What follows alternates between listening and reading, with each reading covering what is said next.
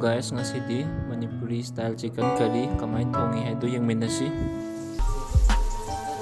Ahanbada yense sumaina chamani.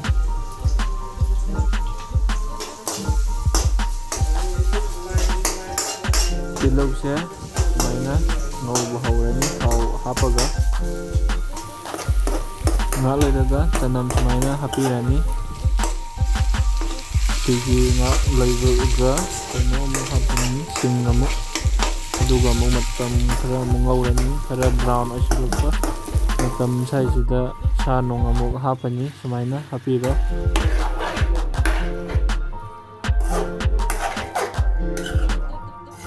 Ngatang sumaina otiro.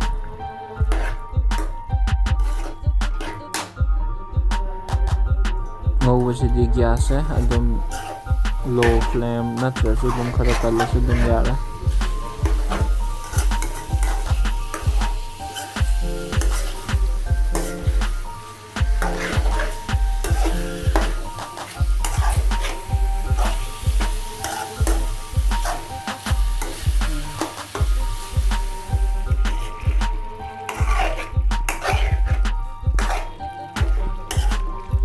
Madomda mahi sumaina tholaani mahi se kangdrifo ngaugadabani.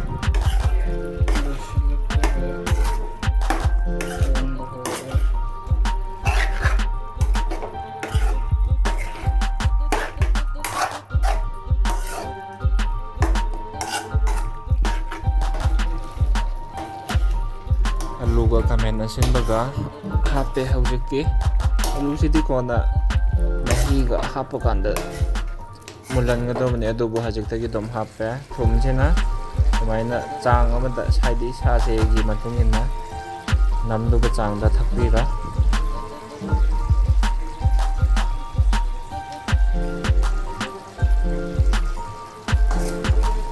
Otpesimadi kaubiba yadre.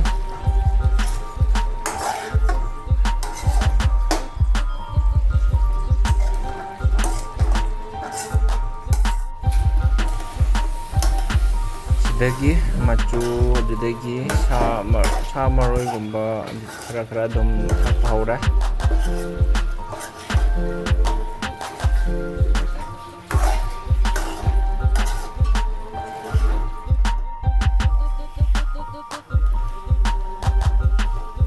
Sa se khara di on ba haura macu ngasai thakkiba singdo.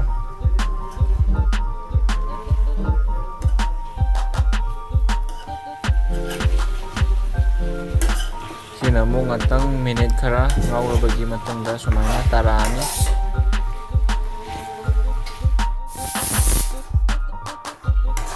Mahi se khara apaga adum ngaura.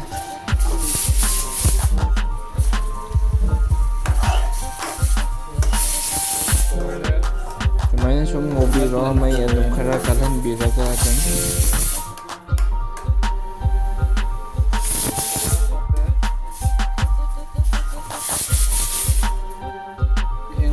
se kitang khara hapaga mapon oi kali oina ajumaina sum ngaure.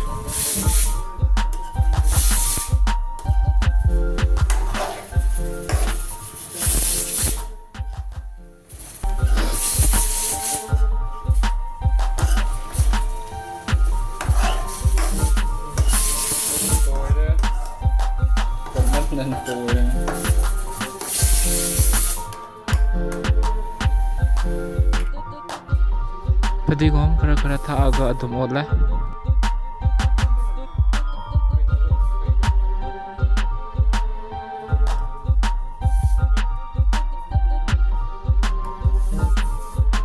Inchang se ot su olaga adum leininge ajudagi toichu dum toire loinama.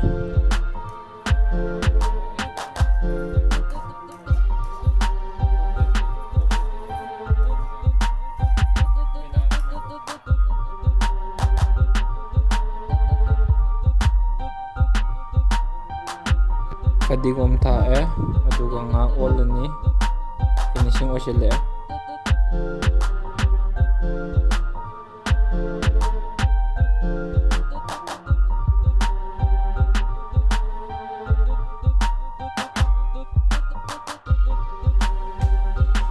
Last and final ꯁꯤꯗ ꯂꯩꯔꯦ ꯁꯨꯃꯥꯏꯅ ꯇꯧꯔꯦ ꯌꯥꯝꯅ tasty ꯑꯗꯨꯝ ꯑꯣꯏꯔꯅꯤ ꯉꯁꯤꯒꯤꯗꯤ ꯌꯦꯟ ꯊꯣꯡꯕ ꯂꯣꯏꯔꯦ ꯕꯥꯏ ꯕꯥꯏ